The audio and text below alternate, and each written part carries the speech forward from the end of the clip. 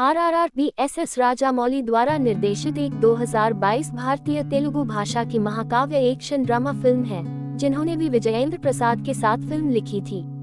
इसका निर्माण DVV entertainment के DVV दानैया ने किया था। फिल्म में NT रामाराव जूनियर, रामचरण, अजय देवगन, आलिया भट्ट, श्रेया सरन, समुद्र कानी, रे स्टीवेंसन, एलिसन डूडी और ओलिविया मॉरिस हैं। यह दो वास्तविक जीवन के भारतीय क्रांतिकारियों अल्लूरी सीताराम राजू चरण और कोमाराम भीम राम राव और ब्रिटिश राज के खिलाफ उनकी लड़ाई के आसपास केंद्रित है। 1920 के दशक में स्थापित कथानक उनके जीवन में अनिर्दिष्ट अवधि की पड़ताल करता है, जब दोनों क्रांतिकारियों ने अपने देश के लिए लड़ाई शुरू करने से पहले अस्पष्टता में जाना चुना। राजामौली को रामा राजू और भीम के जीवन के बारे में कहानियां मिली और उनके बीच के संयोगों को जोड़ा, कल्पना की कि क्या होता अगर वे मिलते और दोस्त होते। फिल्म की औपचारिक रूप से मार्च 2018 में घोषणा की गई थी। फिल्म की मुख्य फोटोग्राफी नवंबर 2018 में हैदराबाद में शुरू हुई, जो अगस्त 2021 तक जारी रही, क्योंकि कोविड-19 महामारी के कारण देरी हुई।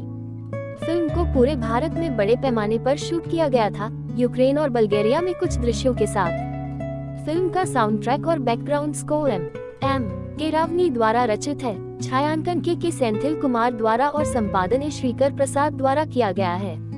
साबू सिरल फिल्म के प्रोडक्शन डिजाइनर हैं, जबकि वी श्रीनिवास मोहन ने दृश्य प्रभावों की निगरानी की।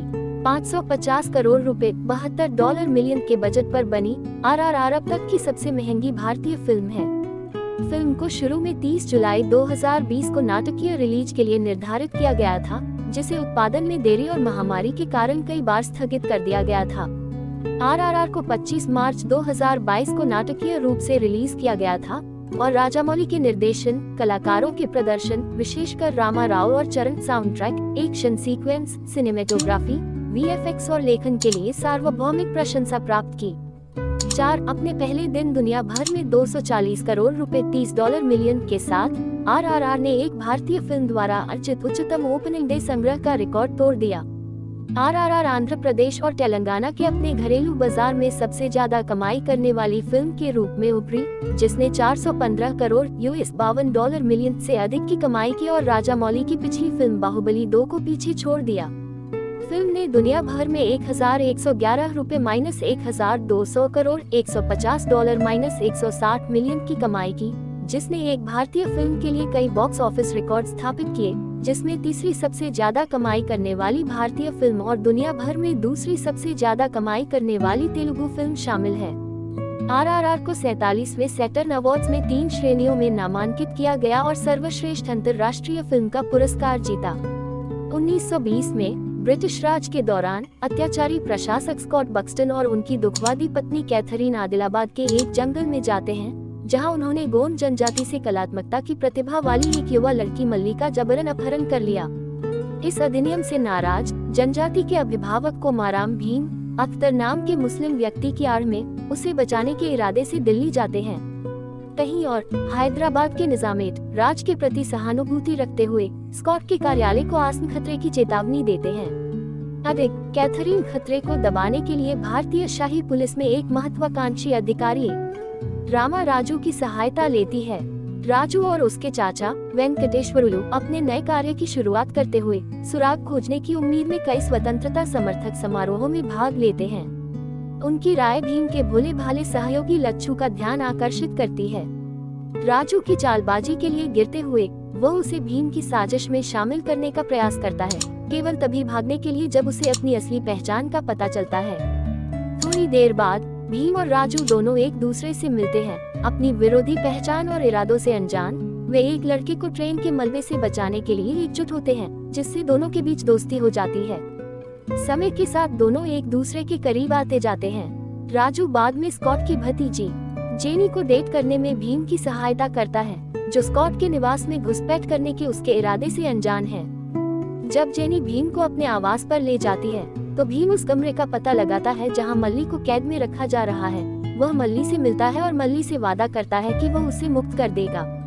इस बीच राजू लच्छू की गुप्त पहचान और ठिकाने का पता लगाता है। वह बाद में उसे पकड़ लेता है। उससे पूछताछ करते हुए लच्छू ने राजू पर हमला करने के लिए एक बैंडेड क्रेट को घुमाया। उसके बाद वह उसे अपने आसन भाग्य के बारे में चेतावनी देता है और यह कि मार्ग केवल गोंडों को ही पता है। चकित राजू भीम के पास जाता है, जो तुरंत उसके पास जाता है। लच्छू और भीम के बीच इसी तरह की धार्मिक विशेषताओं को देखते हुए राजू ने अपने असली इरादों का अनुमान लगाया। बावजूद इसके भीम ने अपनी आदिवासी पहचान और अपने मिशन का खुलासा किया, फिर भी राजू की गुप्त पहचान से अनजान। स्कॉट के सम्मान में आयोजित एक कार्यक्रम में भीम के आदमी जंगली जानवरों से भरी एक लॉरी के साथ उसके घर में घुस जाते हैं, जो इकट्ठे मेहमानों के बीच तबाही मचाता है। जानवर स्कॉट के रक्षकों को मारते हैं, जिससे भीम को संक्षेप में लड़ने की इजाजत मिलती है। हालांकि राजू आता है और बाद में उसे स्कॉट के मल्ली को मारने के इरादे के बारे में बताता है। वह दायित्व से बाहर आत्मसमर्पण करता है। घटना के बाद राजू को भीम को विफल करने के लिए पदोन्नत किया जाता है, फिर भी वह अपने स्वयं के कार्यों पर अपराध बोध में लीन है। अपनी स्वयं की राष्ट्रवादी पृष्ठभूमि और पुलिस के भीतर एक तिल के रूप में अपने वास्तविक परिवर्तन अहंकार को याद करता है। भीम की सार्वजनिक पिटाई पर राजू उसे अपने कार्यों को फिर से करने के लिए मनाने का प्रयास करता है, पूर्व इसके बजाय कोड़े लगाना चुनता है। अपनी चोटों का विरोध करते हुए भीम अवज्ञा में गाता है, जो एक इकट्ठी भीड़ को विद्रोह के लिए उकसाता है। दंगा आगे राजू को प्रबुद्ध करता है, जिसे अंततः अपने कार्यों की लापरवाही का एहसास होता है।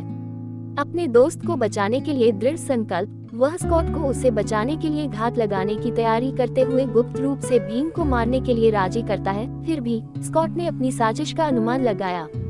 मल्ली को स्कॉट के आदमियों से छुड़ाने में राजू गंभीर रूप से घायल हो जाता है। भीम, जो एक साथ खुद को मुक्त करने में कामयाब रहा था, गलती से राजू के कार्यों को मल्ली को मारने के प्रयास के रूप में व्याख्या करता है। वह उसके साथ भागने से पहले उसे मारता है। महीनों बाद भीम, जो मल्ली के साथ हाथरस भाग गया था, को औपनिवेशिक अधिकारियों ने घेर लिया है। जब राजू की मंगेतर सीता चेचक की महामारी को बहाने के रूप में दावा करके उन्हें पीछे हटा देती है, तो वह बेनकाब होने से बचता है। भीम की पहचान से अनजान वह राजू के वास्तविक उपनिवेश विरोधी उद्देश्यों और उसके आसन निष्पादन का खुलासा करती है। अपनी मूर्खता का एहसास होने पर भीम उसे बचाने की कसम खाता है। एक सहानुभूतिपूर्ण जेनी की सहायता से भीम बैरकों में घुसपैठ करता है, जहां राजू को हिरासत में लिया जाता है और इस प्रक्रिया में कई सैनिकों को सतर्क करते हुए उसे मुक्त कर दिया जाता है। उन्हें हराकर जोड़ी पास के जंगल में पीछे हट जाती है, जहां वे राम मंदिर से ली गई लंबी धनुष के उपयोग से अधिक सैनिकों को मारते हैं। लड़ाई को स्कॉट तक ले जाते हुए जोड़ी ने एक ज्वलंत मोटरसाइकिल को बैरकों की पत्रिकाओं में फेंक दिया, जिसके परिणामस्वरूप आग लग गई। बाद के विस्फोट में कैथरीन सहित स्कॉट की कंपनी के भीतर कई लोग मारे गए। अंत में एक घायल स्कॉट को घेरने के बाद राजू ने भीम को अपने संबंधित उद्देश्यों को पूरा करते हुए एक अंग्रेजी राइफल से उसे मार डाला। बाद में उन्होंने स्कॉट के हथियारों का एक कैश चुरा लिया। बाद में सीता और जेनी के साथ फिर से जुड़ गए। अपने संबंधित मिशनों को पूरा करने के सम्मान में राजू ने भीम को उसके लिए एक इच्छा देने के लिए कहा, जिसके लिए भीम ने जवाब दिया, शिक्षा।